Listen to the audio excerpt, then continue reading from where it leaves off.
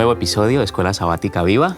Aquí estamos nuevamente. ¿Qué tal, Evelyn? ¿Cómo ha ido esta semana? Muy bien, contenta de estar de nuevo acá con ustedes. ¿Y Miguel, qué tal? ¿Cómo ha ido? Pues estupendamente bien y deseoso de entrar de nuevo en materia y emprender no ya el viaje, sino de seguir el viaje.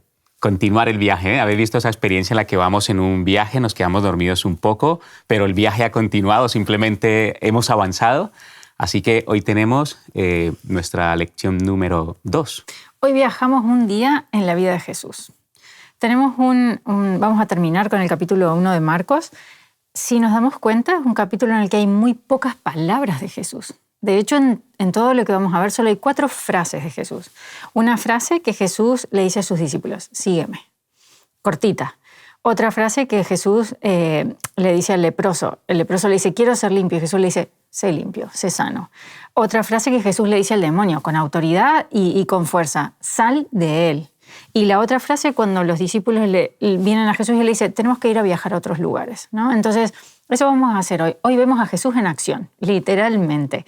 Hoy Jesús se mueve mucho. Yo los invito a que se abrochen los cinturones porque tenemos un día largo, un día con mucha actividad y preparémonos porque hoy vemos a Jesús trabajando y a los discípulos un día de acción total. Bueno, pues yo creo que podíamos empezar por recordar el versículo de memoria, ¿no? Que es muy, muy interesante. Y aunque el versículo es el versículo 17 de Marcos 1, creo que también es muy importante el 18. Porque, bueno, el versículo es, Jesús les dijo, ha encontrado andando por el mar de Galilea, que a él era muy familiar, porque Nazaret no es que es ribereño del mar de Galilea, pero está cerca. Dice que andando un día por el mar, él vio a unos hermanos, concretamente a Simón y Andrés, y les dijo, seguidme y yo os haré pescadores de hombres. No sé si ellos pensaron que a lo mejor en vez de pescar peces iban a ser pescadores o iban a enseñarles cómo dirigir una gran empresa. Yo os haré pescadores de hombres. Eso es muy importante, ¿no? La invitación de Jesús. Pero tan importante como eso es la respuesta. Que ellos dejaron las redes y le siguieron su oficio. Yo creo que este versículo es muy importante, ¿no? Y ahí hay en juego muchas cosas.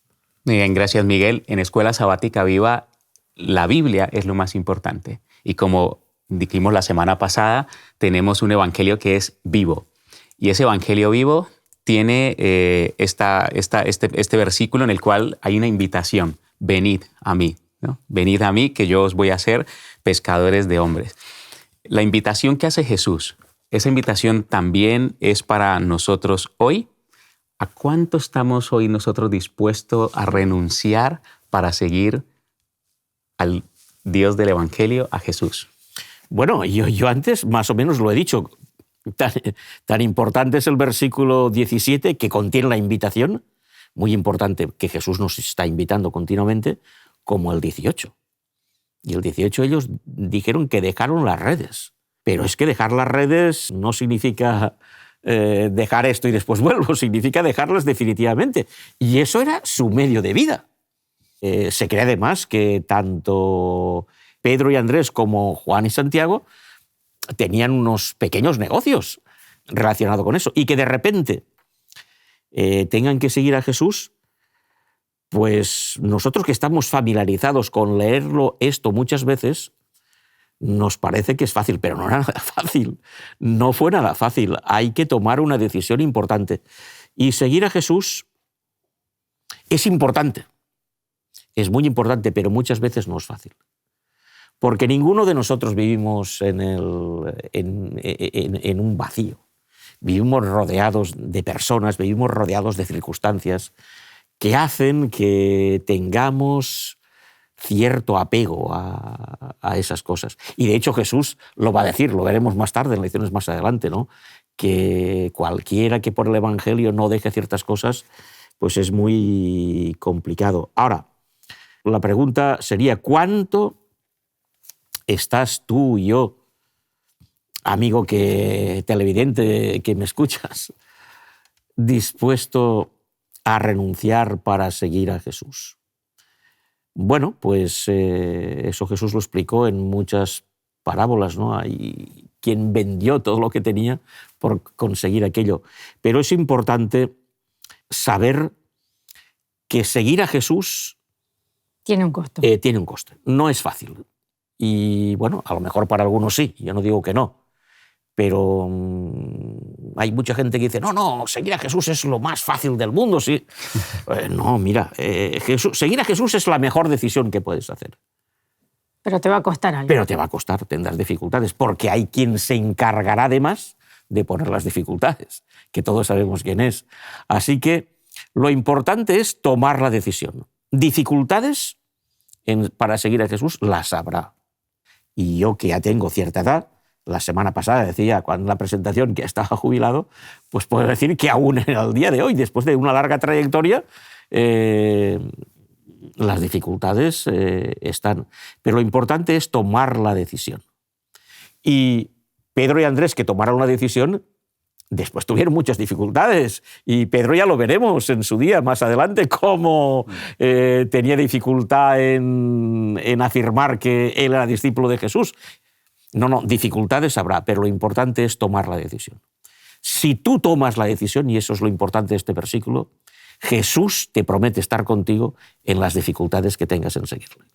A mí me produce mucha admiración, porque yo me pongo en el lugar de ellos y yo pienso, si Jesús entra por esta puerta ahora mismo, viene aquí y se dice, vamos, ¿nos levantaríamos con lo opuesto? No porque no cargué mi móvil, no porque mi esposo está en Alicante y yo no me he despedido, no porque mañana tengo pacientes y claro, no puedo dejar a la gente con Estoy yo dispuesto a hacer lo que hicieron ellos porque literalmente ellos dejaron lo que tenían, se pusieron de pie y se fueron con Jesús. Seguir a Jesús nos va a costar algo. Probablemente, y gracias, que Dios a poca gente le ha hecho llamados tan radicales. Abraham le hizo un llamado muy radical como este, sal de tu tierra, no sabes dónde vas pero me seguís. Se lo hizo a los discípulos. Gracias que Dios en general no nos hace llamados tan radicales. Pero creo que ser un verdadero discípulo de Jesús implica que si Jesús viniera hoy y lo hiciera, tendríamos que estar dispuestos a hacerlo. Sí, además, mira, vamos a traerlo a nuestra vida hoy, pero especialmente la iglesia. ¿Bien? Porque tenemos personas que crecen en una familia, en nuestro caso una familia adventista, una familia cristiana, y parece ser como que desde nacimiento ya soy cristiano y vengo ya con todo el kit, ¿no? Ya está todo listo. Sí, pero no, también ese llamado es para todas las personas, independientemente de que crezcas en un hogar cristiano, con unos principios cristianos. Hay un momento en el que esta pregunta llega. Venid a mí, que os haré pescadores de hombres, ¿no? Y es que, a ver, miro a Simón, miro a Andrés. Esa es su vida, ese es su sustento. Eso es todo. Son la siguiente generación de pescadores que van a continuar la empresa. Y significa irme a qué. O sea, ¿qué había en la promesa que fuese palpable de Jesús, hacer? la promesa era Jesús. O sea, ellos estaban aceptando a la persona de Jesús y eso es lo que les tenía que alcanzar. Eso Bien. tenía que ser suficiente para ellos. Entonces, el Jesús vivo del Evangelio de Marcos también nos invita y también nos llama hoy. Por supuesto. Nos invita continuamente y la manera como estos primeros discípulos tuvieron para aceptar esa invitación es algo que nos debería hacer reflexionar. Lo importante es aceptar la invitación, seguirle y el resto, las dificultades, Dios las solventará, como las solventó con el propio Pedro cuando las tuvo.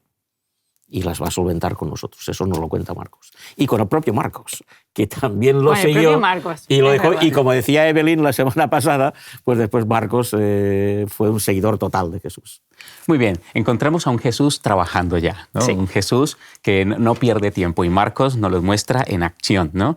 Está siempre preocupado, pero parece ser que nunca está lo suficientemente como que apurado para no poder continuar, ¿no? ¿Quién le comunicaba a Jesús sus planes? ¿La agenda de Jesús? ¿Quién la llevaba? ¿Cómo la gestionaba? ¿Qué podemos aprender de cómo Jesús lo hacía para nosotros hoy, que vivimos en una sociedad en la que todo es estrés, todo va corriendo? ¿Qué podemos aprender de este Jesús? Me gusta que la Biblia nos cuente las cosas que hacía Jesús. Y de hecho, no nos ha contado todas, porque en el Evangelio de Juan dice, si se escribieran todas las cosas que Jesús hizo, no nos cabrían todos los libros, ¿no? Entonces Jesús hizo muchas cosas y me gusta ver a Jesús, como dijiste vos, siempre ocupado, pero nunca estaba apurado. Jesús nunca dejó de hacer algo, de ayudar a alguien, de cumplir con lo que tenía que hacer porque estaba muy ocupado o porque estaba muy apurado. Y a mí esto me llama, porque yo muchas veces pienso, es que esto no puedo porque estoy ocupada, ¿no? Porque tengo tal cosa. Y vivimos en esta sociedad, en este mundo que nos pasa por arriba.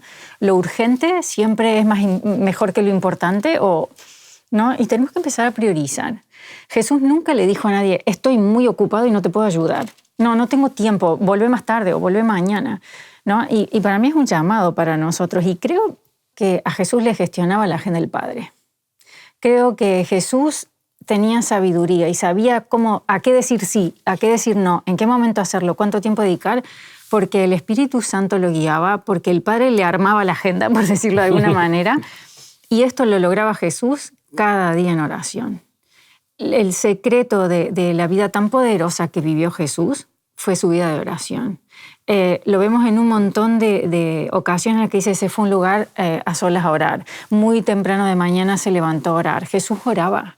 Y no oraba rápido. Gracias por los alimentos, mañana y sigo. No. Jesús pasaba horas orando. Y a veces vemos días que Jesús estaba agotado, que no había parado en todo el día, y Jesús se iba a orar. Y uno puede decir, bueno, porque tengo sueño.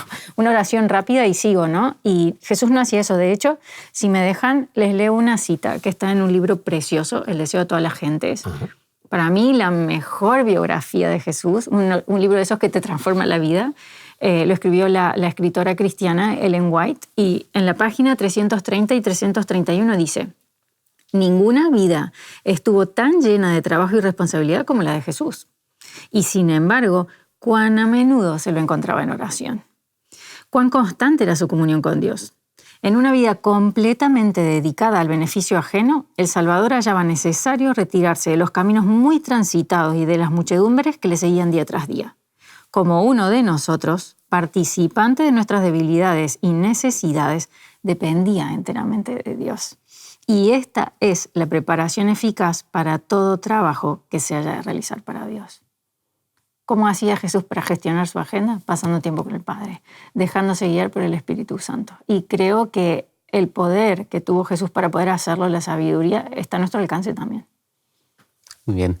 Esta cita me encanta porque Precioso. Está totalmente en armonía, porque cuando miramos el texto, justamente en Lucas, en el capítulo 1, en el que encontramos todas las acciones, milagros, está Jesús trabajando, en el versículo 35, levantándose muy de mañana, siendo aún muy oscuro, salió y se fue a un lugar desierto y allí oraba. Creo que en nuestra vida nosotros mismos tenemos este desafío de empieza el día, ¿con qué lo empezamos? No está toda la agenda de actividades, pero como muy bien Evelyn nos acaba de explicar, Jesús tenía esa comunión con el Padre. Así empezaba su día. Y creo que en nuestra experiencia personal, cuando empezamos el día orando, tenemos ese momento para estar con Dios, la agenda toma otro sentido. Aunque la elaboramos nosotros, porque probablemente alguien nos diga, oye, pero ¿cómo Dios viene y te hace la agenda? ¿No? Nosotros la elaboramos, pero cuando ponemos a Dios en primer lugar y empezamos con Dios, a mí personalmente, el día va mejor. Yo es que creo que la oración es además el medidor, lo digo entre comillas, mayor que hay de la espiritualidad de una persona. Muchas veces me preguntan las personas, pastor, ¿y se puede medir la espiritualidad de una persona? Porque se puede medir la velocidad, la temperatura y muchísimas cosas.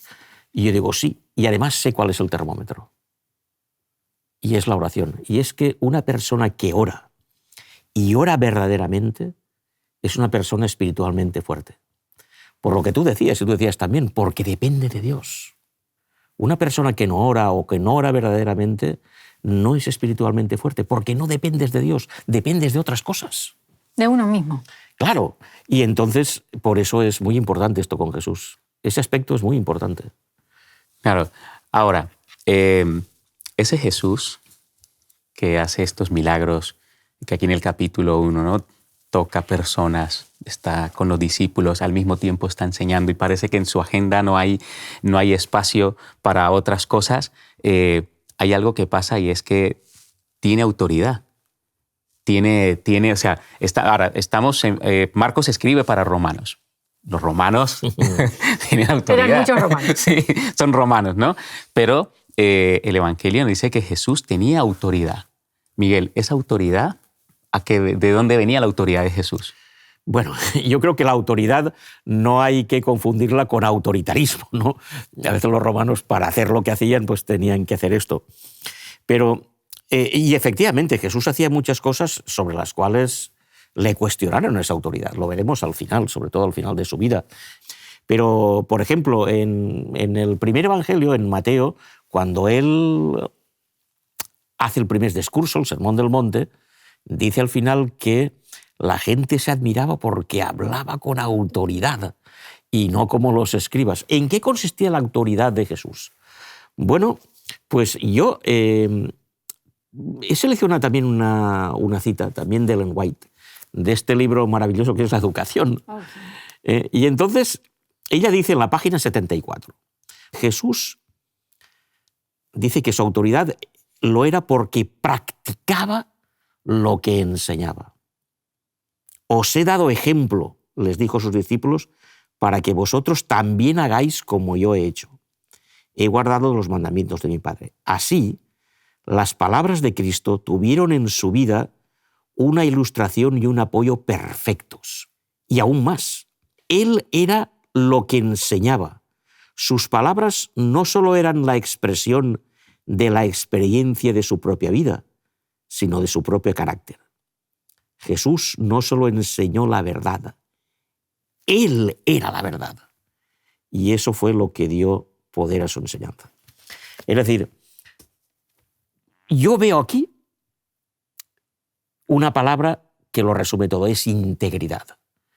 En Jesús no había diferencia entre lo que era y se mostraba y lo que decía. Y entonces eso es muy importante porque mirad, yo puedo estar aquí con vosotros hoy y alguno dirá, oye, estar allí delante de un plató de televisión, qué complicado es. Pues sí, no, al principio tienes un poco de nervios, pero te preparas esto y vienes y lo dices.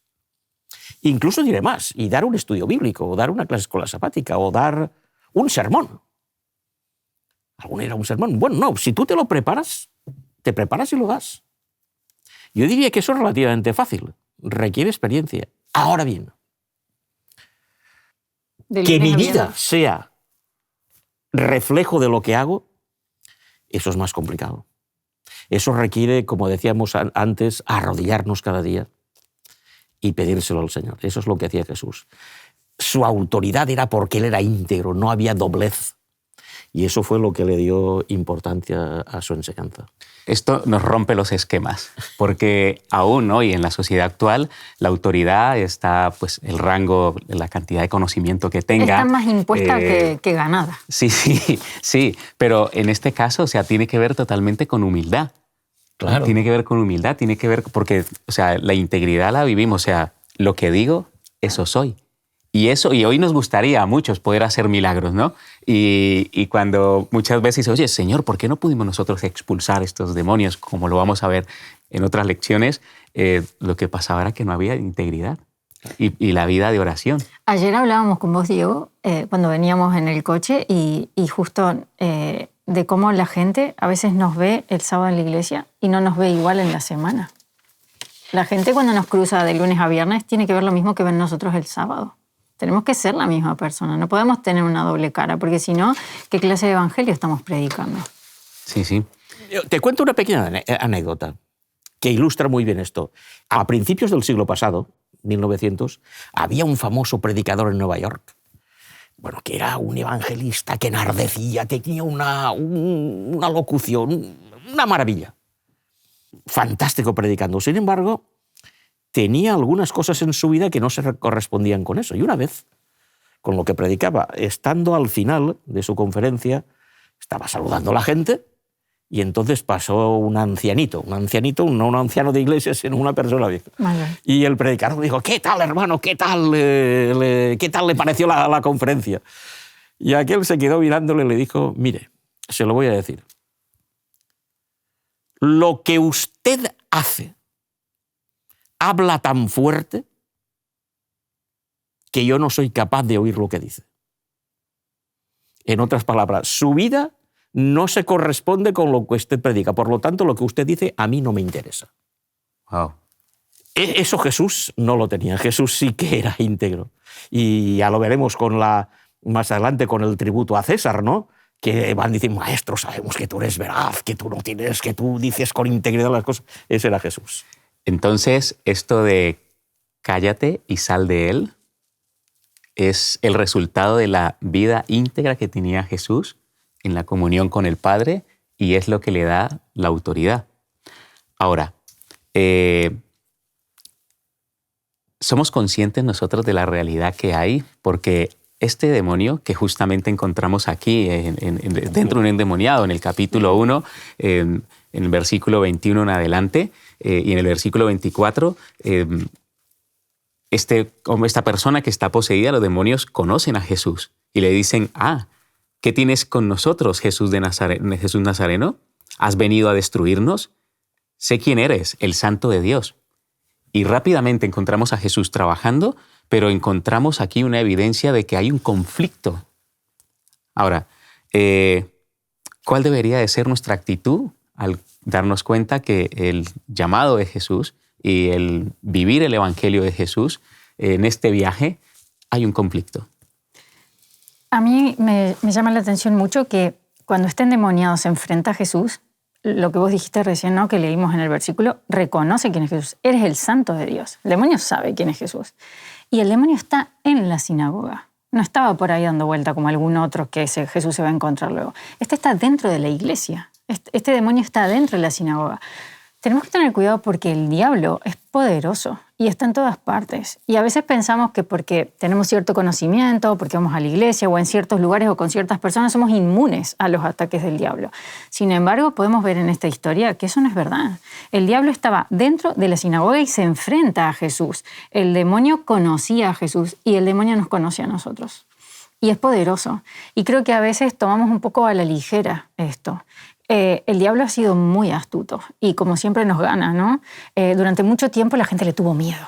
Sin embargo, ahora se ha ido al otro extremo, ¿no? Ahora todo, no es malo, no existe. Un diablo negrito, un diablo rojito. La gente se disfraza del demonio, del diablo, de la muerte, lo hacemos en chiste. Le hemos quitado importancia. Sin embargo, creo que nosotros como cristianos, como adventistas, tenemos que ser muy conscientes de que esto es una realidad. El gran conflicto existe. Nosotros vivimos dentro de este gran conflicto y no podemos vivir como si esto no fuera real. De hecho, si me dejan, voy a leerles 2 versículos. Están en el libro de Efesios, que en el capítulo 6, el versículo 12 dice: no luchamos contra enemigos de carne y hueso, sino contra gobernadores malignos y autoridades del mundo invisible, contra fuerzas poderosas de este mundo tenebroso y contra espíritus malignos en los lugares celestiales. Y esto es real. Y tenemos que ser conscientes de que esto existe.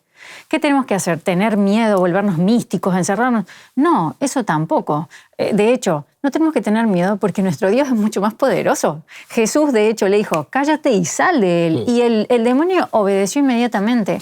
Por otro lado, ¿qué tenemos que hacer? ¿Tomarlo a la ligera? No, tenemos que ser conscientes de que el gran conflicto existe, que estamos inmersos en ellos y que si nos ponemos del lado de Dios, del lado de Jesús, el diablo no nos gana. Pero tenemos que ser conscientes de que el diablo nos va a querer engañar y el diablo nos va a atacar. Y creo que es en la epístola de Santiago dice, acérquense a Dios y el diablo huirá de vosotros. Muy bien.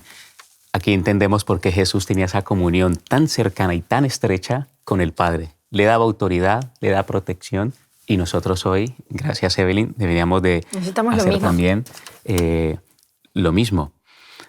Uno de los propósitos del Evangelio de Marcos es dar a conocer a Jesús como el Mesías.